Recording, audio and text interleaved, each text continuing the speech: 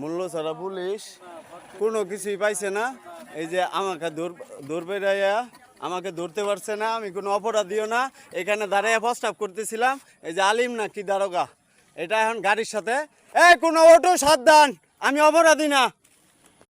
এখানে আমাদের ফুলবাড়িয়া উপজেলা প্রশাসনের দৃষ্টি আকর্ষণ করছি।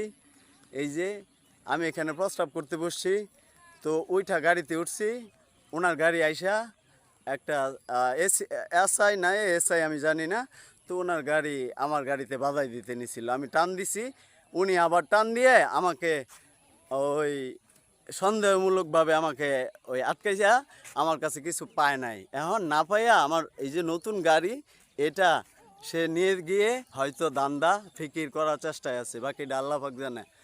দারোগার নামটা আমি জানি না, জেনে নিন।